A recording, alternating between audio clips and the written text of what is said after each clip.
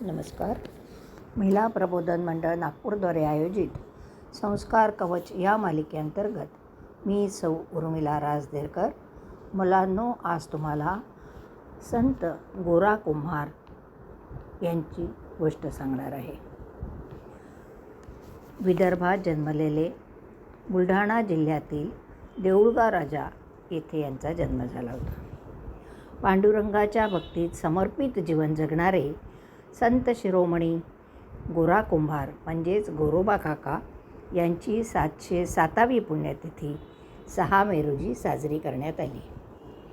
जातीने महार असूनही पांडुरंगाचे ते असीम भक्त होते. महाराष्ट्राच्या पुण्यभूमीत 13व्या शतकात अवतरलेल्या निवृत्तीनाथ, ज्ञानेश्वर, सोपान, मुक्ताबाई, नामदेव यांच्याच समकालीन असलेले संत चोखोबा म्हणजेच चोखामाळी हे याच कालामध्ये अवतरले होते. अबोल अज्ञानी गाढवांनाही ज्याने आपल्या चाकाच्या गतीने गीतासूत्राचे मर्म जाणून त्यांना योग्य ते वळण लावले असे संत चोखोबा आपल्या थापटण्याने कच्चे मडके आणि पक्के मडके हे ओळखता येतात. तसेच संत आपल्या शिष्यांना त्यांचा कच्चेपणा आणि पक्केपणा दाखवू शकतो हे ज्यांनी सिद्ध करून दाखवले असे संत गोरोबा काका. संत गोरा कुंभार हे निर्विकार निष्काम भक्तीत लीन झाल्यामुळे ते काम, क्रोध, मोह, मत्सर, लोभ, अहंकार यातून अलिप्त झाले होते. फक्त पांडुरंगावरच त्यांचा अतिशय विश्वास होता. चिखल माती तुडवीत त्यांचं मडके बनवण्याचे काम सतत चालू असे. गाडगे मडके घडवताना हरिनाम घेत घेत एक क्षणही ते कधी वाया घालवीत नसत. हरिनामाची तंद्री लागल्यामुळेच एकदा प्रपंचात अनेक चुका त्यांच्या हातून घडल्या आहेत आणि अनेक संकटं त्यांच्यासमोर उभी राहिली आहेत. परंतु या पांडुरंगाशी एकनिष्ठ राहून आपल्याच पायाने चिखलात तुडवलेल्या आपल्या बाळाच्या मृत्यूचे दुःख त्यांना सहन करावे लागले आहे. एकदा चिखलमाती तुडवीत असताना रांगत येणाऱ्या बाळाचा त्यांच्याकडून चुकून वध करण्यात आला आहे. अशा या अमाप दुःखाच्या प्रसंगी पत्नीने वियोगाने सांसारिक सुखाचा त्याग केला आणि पत्नीच्या अंगाला स्पर्शही करणार नाही या पत्नीने दिलेली पांडुरंगाची शपथ ते नित्यनेहमी पाळू लागले. पांडुरंगाची शपथ एकदा मोडल्याचा गुन्हा त्यांच्या हातून घडला आणि त्यामुळे त्यांनी आपले दोन्ही हात कापून टाकले. शब्द प्रमाण मानणारे गोरोबा काका आता दोन्ही हातांनी थोटे झाले होते. कुटुंबाची आर्थिक घडी विस्कळीत झाली होती.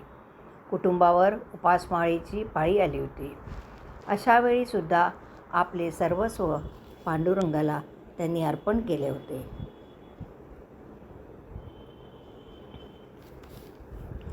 गोरोबांच्या कुटुंबाची अतिशय दयनीय अवस्था होती.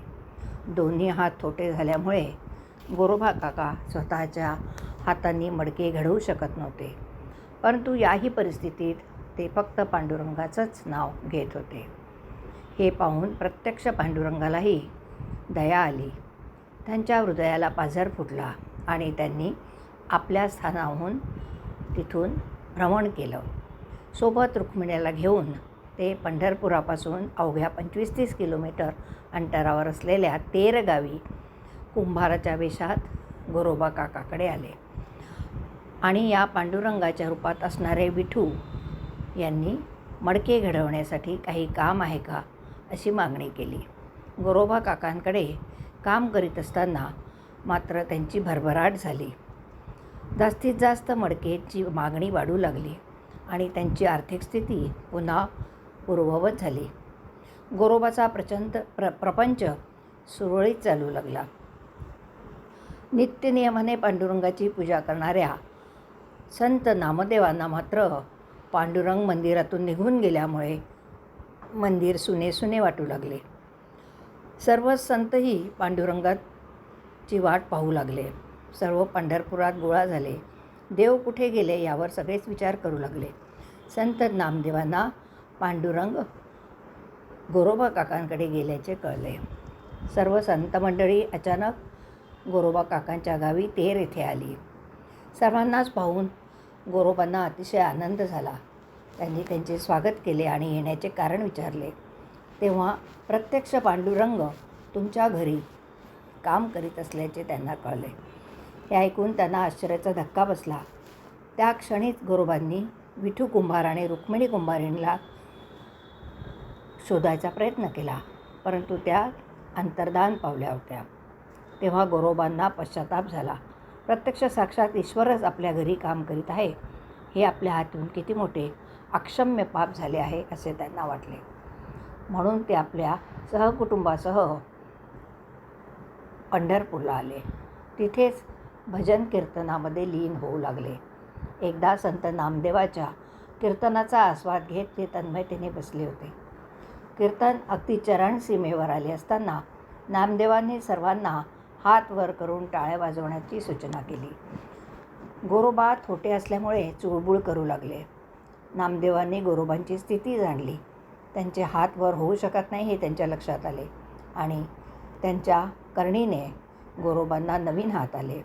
ते आपल्या हाताने टाळ्या वाजवू लागले आणि पांडुरंगाच्या अप्रत्यक्ष दर्शनामुळे संतांनीही त्यांना दर्शन दिले हे त्यांच्या लक्षात आले. इतकेच नाही तर पांडुरंगाच्या या अप्रत्यक्ष दर्शनामुळे त्यांचा लहान बाळ जो मातीमध्ये तुडवल्या गेला होता तोही पूर्ववत रंगत रंगत तेथे आला. हे पाहून तर आनंदाला सीमाच उरली नाही. गोरोबावरील प्रेम आणि विश्वास अतिशय दृढ असल्यामुळेच हे घडले असे गोरोबाला वाटले आणि ते अतिशय आनंदी झाले. जीवनात दुःखांचे डोंगर पार केलेल्या या गोरोबांना आता प्रपंचामध्ये स्थायित्व आले होते. त्यांनी अनेक अभंगाची रचना केली. पांडुरंगावरील भक्ती अधिकाधिक त्यांची बहरू लागली. वयाने ज्येष्ठ असल्यामुळेच त्यांना काका म्हणून लोक संबोधू लागले. त्यांच्या वाणीतून वागण्यातून परतत्वाची अनुभूती असलेल्या एका साक्षात्कारी संताचा आविष्कार होत असे. संततेची देव, देवतेची संत अशी भावना संतांमध्ये होती. गोरोबांची उत्कट भक्ती, त्यांची निरपेक्ष समर्पणता इतर सर्वांनाच आदरणीय होती. नामदेवांना त्यांनी आपले गुरु मानले होते. एक दरड कोसळून त्याखाली त्यांचा मृत्यू झाला, परंतु पांडुरंगाचे हे भक्त मृत्यूनंतरही त्यांच्या हाडातून विठ्ठल विठ्ठल असा नामगजर सतत ऐकू येत होता. असे हे गोरोबा काका म्हणजेच गोरा कुंभार. धन्यवाद.